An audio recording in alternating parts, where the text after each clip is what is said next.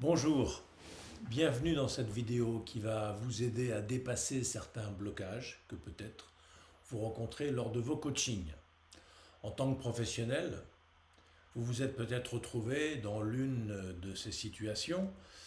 Par exemple, certains de vos clients tournent en rond, ils vous exposent leurs problèmes longuement, mais vous sentez qu'ils ne cherchent pas vraiment à en sortir. Vous sentez bien que vous devriez les confronter, mais vous n'osez pas, vous avez peur de leur faire de la peine, par exemple, ou de les contrarier. Parfois, vos propres blocages vous freinent. Vous restez en surface pendant vos séances. Vous aimeriez bien aller plus en profondeur, mais vous ne savez pas comment entraîner vos clients dans une réflexion plus intime, plus profonde, plus impactante. Ou alors, troisième cas de figure, mais il y en a des tas, vous pourriez vous sentir fatigué, vidé émotionnellement, sans espace pour déposer tout le trop-plein que vous avez capté, absorbé comme une éponge pendant une séance de coaching. Et tout ça, ce genre de choses, ça finit par affecter vos séances. Et par ricochet, ça affecte le développement de votre activité de coach. Alors, dans cette vidéo, je vais vous expliquer 3 clés que je propose régulièrement aux coachs que j'accompagne en supervision. Elles vont vous aider à affiner votre posture de coach pour débloquer à la fois vos clients et vous-même. Elles vont vous aider à travailler en profondeur, à gagner en profondeur dans vos coachings sans vous épuiser, et puis à développer des bases solides pour que votre activité se développe d'une manière organique et naturelle. Alors, si vous ne me connaissez pas, je suis Paul Deveau, je suis coach et superviseur depuis plus de 25 ans. Je suis spécialisé dans l'approche dite systémique. Et alors, c'est parti pour mes 3 tips du jour. Alors, première clé. La première chose, c'est de repérer vos propres résonances. Quand un client bloque, c'est pas toujours à cause de lui. Certaines situations du client viennent réveiller en nous des échos personnels. C'est ce qu'on appelle en systémie des résonances ou des effets miroirs. Vous en avez certainement déjà entendu parler. Par exemple, un client qui peine à poser des limites, et puis vous avez du mal à lui dire non, et comme si vous-même, en évitant de le confronter, eh bien, vous aviez du mal, vous aussi, comme en écho, à poser des limites. Résultat, le client stagne. En fait, ce qu'il faudrait faire, c'est le confronter, lui montrer les limites, mais on ne le fait pas, on ne sait pas trop pourquoi, alors qu'avec un autre, on le fait sans problème. C'est pas parce qu'on manque de compétences, parce que tout simplement on est humain, et il y a un phénomène de transfert qui s'opère entre la problématique du client, la relation qu'il instaure avec vous, et les réactions dans lesquelles vous êtes enfermé, des réactions émotionnelles, au lieu de pouvoir répondre de façon propre et puissante. Alors, ce que vous pouvez faire, après une séance un peu difficile ou une séquence un peu difficile dans une séance, posez-vous une simple question. Qu'est-ce que cette situation est venue toucher chez moi? Et puis simplement vous observez ce qui émerge quand vous vous posez cette question sans juger. Notez par écrit ce qui se joue dans la relation. Notez ce qui se répète aussi à plusieurs moments dans la séance, d'entre les différentes séquences. C'est en repérant ces dynamiques répétitives que vous pourrez déjà implicitement, simplement, même sans y faire attention et sans le vouloir spécifiquement, vous allez réajuster votre posture lors de la séance suivante. Alors évidemment, en supervision, ce travail va beaucoup plus loin, mais parce que évidemment, je vais vous aider à mettre en lumière ce que précisément vous ne pouvez pas voir tout seul. Mais déjà, si vous faites ce petit travail par vous-même, tout seul donc, ce premier pas, prendre conscience des résonances, eh bien, ça peut déjà transformer de façon très significative et très positive vos accompagnements. Alors, deuxième clé, déposez ce qui vous encombre. En coaching, on porte beaucoup. On porte des histoires, des émotions, des résistances, des intentions, des blocages émotionnels, des ambitions que l'on a pour le client ou que le client porte pour ses projets. Et parfois, on absorbe trop. En particulier, on absorbe ce qui ne nous appartient pas en propre et ce que nous ne devrions pas absorber. Alors, par voie de conséquence, on ressent de la fatigue, divers malaises physiques, parfois, des tensions intérieures quand la séance ne s'est pas bien passée, et donc du coup, on a moins de disponibilité pour les séances suivantes. Alors, ce que vous pouvez faire, dès aujourd'hui, sans entrer dans des démarches de supervision dans lesquelles d'ailleurs vous êtes peut-être déjà engagé, mais vous pourriez déjà tenir un journal de coaching, c'est tout simple, mais ça permet, alors c'est un cahier ou un dossier électronique, dans lequel vous allez noter spécifiquement ce que vous ressentez en séance, les moments qui vous ont touché. C'est pas pour suivre vos clients, c'est pour vous suivre vous, comme si vous étiez votre propre superviseur. Alors ainsi, vous allez pouvoir décharger une partie du trop-plein d'émotions, puis vous allez apprendre à mieux voir ce qui se joue avec votre client, et vous allez en quelque sorte créer un espace d'auto-supervision qui est très précieux. Mais en fait, ce n'est pas tout. Rappelez-vous surtout que votre rôle n'est pas de porter la souffrance du client, c'est pas de porter le client, mais de l'accompagner à porter les difficultés qu'il traverse.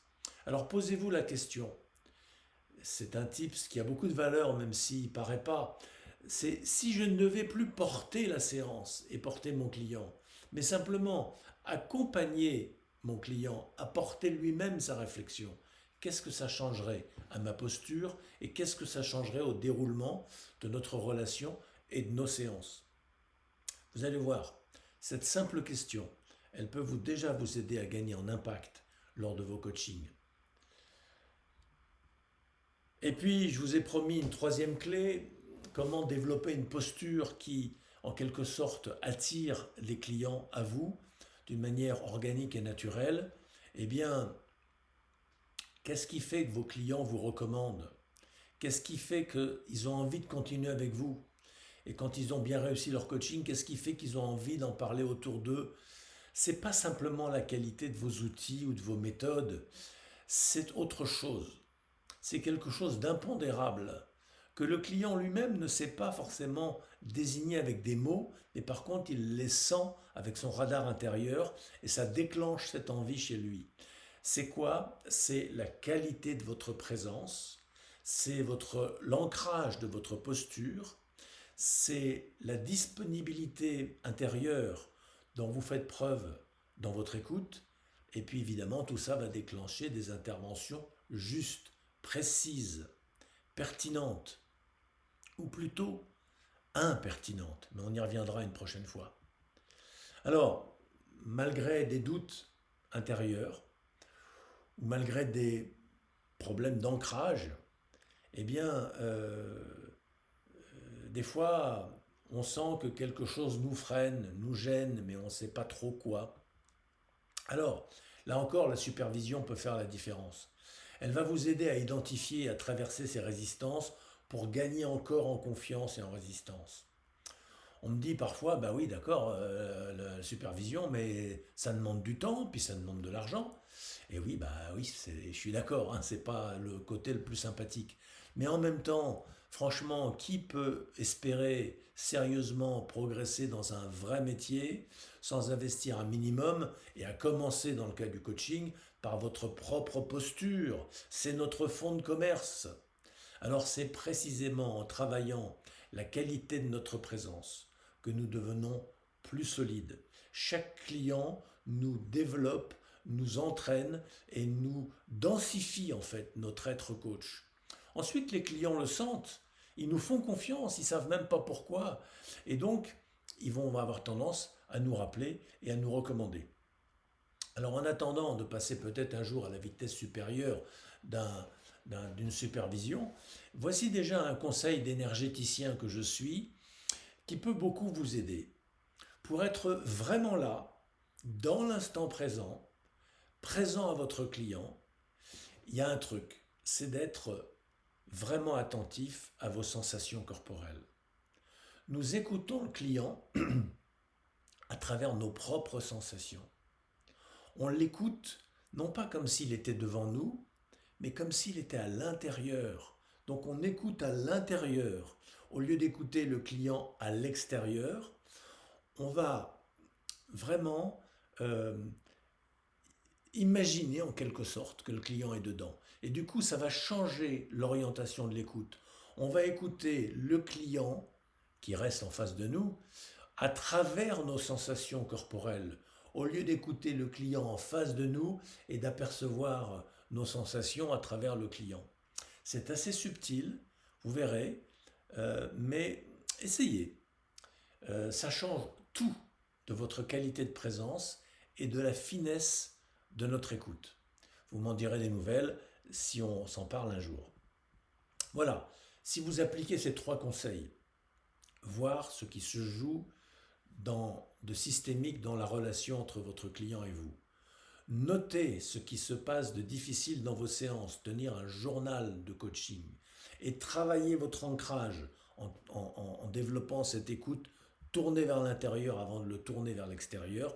Vous allez voir des changements arriver très vite dans vos prochaines séances. Vous serez plus présent, plus stable, en lien profond avec ce qui se joue dans la relation avec vos clients.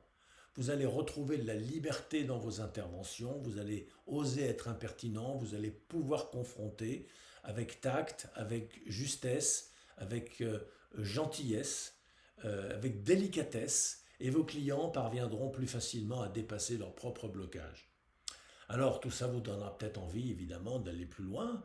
Je peux vous accompagner sur ce chemin si vous êtes une ou un coach expérimenté et que vous voulez affiner votre posture pour continuer à progresser, parce que vous avez compris que ça se joue à l'intérieur et c'est en explorant la dimension systémique que vous allez aller très finement dans un coaching puissant, impactant et très profond.